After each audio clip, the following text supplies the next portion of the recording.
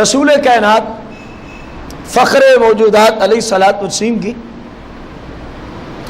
اور اس میں اسی حدیث کے اندر جو میں نے آپ کو ابھی عرض کی، ایک آسان حل جو مجھے سمجھ آیا حدیث، تاکہ وہ جتنے جملے ہیں وہ سبھی کا ذکر جو ہے وہ اکٹھا ہو جائے۔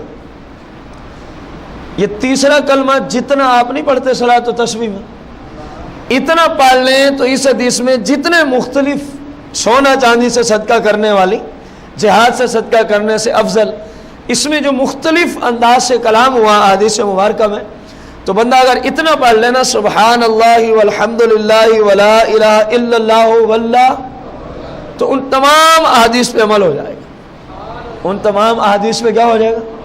عمل ہو جائے گا۔ یہ جو ابھی پیچھے حدیث مبارکہ آپ نے سنی، سونا چاندی صدقہ کرنے سے افضل،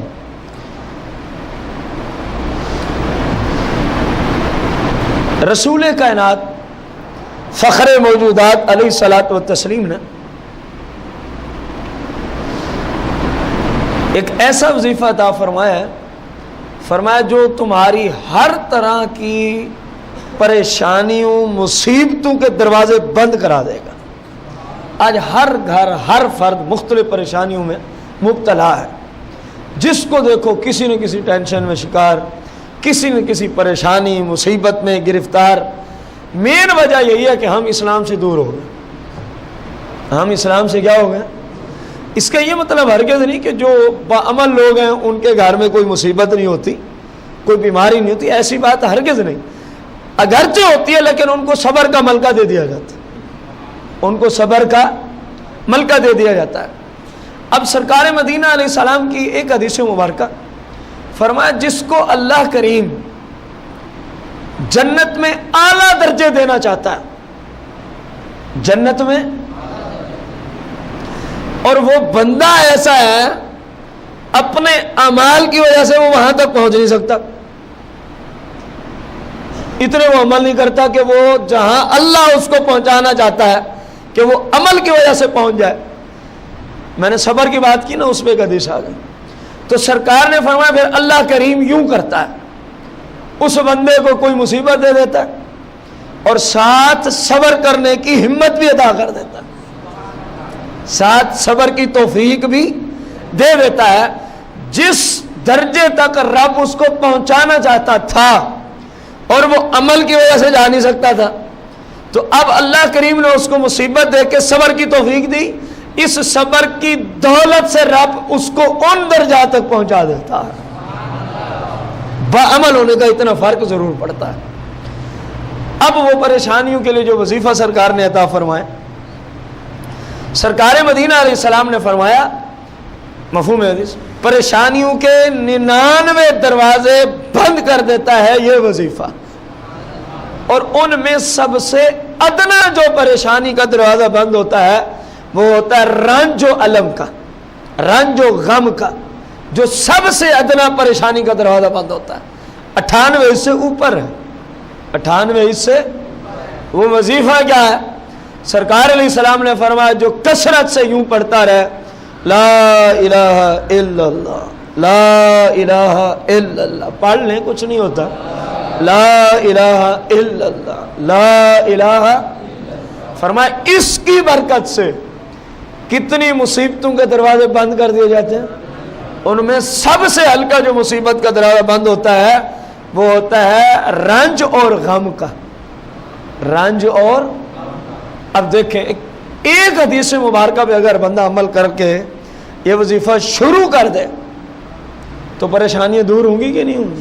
کیونکہ سرکار علیہ السلام کا حکم ہے، ناممکن ہے کہ آپ جو فرمائیں اس کے خلاف ہو، لیکن ہمارے اندر اخلاص نہیں، ہمارے اندر وہ استعداد نہیں جس کی وجہ سے اس کا پورا بندے کو فائدہ ہو۔ اب روزی ایک بندے نے حرام کی کھانی ہے تو اس کو وظیفے کیا فائدہ دیں گے؟ مسائل تو یہ کھڑے ہو گئے ہمارے زمانے میں، سارا دن اس نے بک بک کرنی ہے، جھوٹ بولنا ہے، فلمیں، ڈرامے، گانے باجے، پھر اس کو وظیفے کیا فائدہ دیں؟ وظائف کے لیے، کیونکہ یہ وظائف ہیں پاک، طیب، طاہر، تو جس قلب سے نکلے کم از کم وہ قلب بھی تو طیب و طاہر ہونا چاہیے نا۔ پھر ان کا کما حق کو جس طرح فائدہ ہے وہ بندے کو نصیب ہوتا ہے. وہ بندے کو کیا ہوتا ہے؟ ایک بندہ ہے وہ درود کی ایک تسبیح پڑھتا ہے تو جس مقصد کے لیے اس نے پڑھی اس کو وہ مقصد حاصل ہو جاتا ہے. اور دوسرا بندہ ہے وہ سال سے پڑھتا جا رہا ہے, آج تک اس کو کوئی چیز نصیب نہیں ہوئی. اس کی وجہ, مین وجہ یہ ہے, جس طرح سرکار کی بارگاہ میں صحابی ہے حضرت سیدنا سعد رضی اللہ, یا رسول اللہ کوئی ایسا وظیفہ دیں کہ میں اللہ سے جو دعا بھی مانگوں قبول ہو جائے, مستجاب الدعوات بننا چاہتا ہوں. سرکار نے فرمایا 2 کام کر لو. کتنے؟ فرمایا جو مانگو گے فوراً عطا کیا جائے. عرض کیا رسول اللہ بتائیں.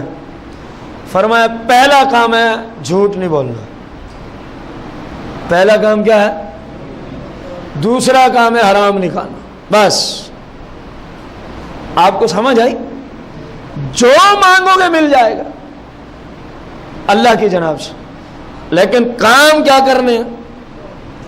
جھوٹ نہیں بولنا, حرام نہیں کھانا. اور اپنے زمانے میں ان دونوں معاملات کا جو صورت حال ہے وہ آپ کے سامنے ہے. تو پھر وظیفے کیا کریں؟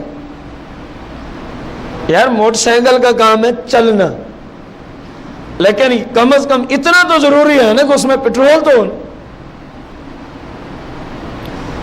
موٹر سائیکل بنتی ہے چلنے کے لیے, لیکن اس کے چلنے کے لیے اس کو کسی چیز کی ضرورت ہے کہ نہیں؟ چابی ہی نہ لگائیں آپ جب تک ڈائریکٹ نہ کروائیں